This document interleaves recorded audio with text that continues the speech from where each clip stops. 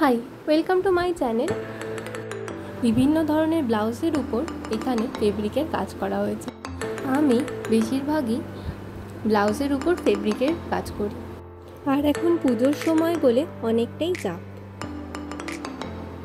আমি প্রত্যেকটা ডিজাইনই আলাদা করার চেষ্টা করি।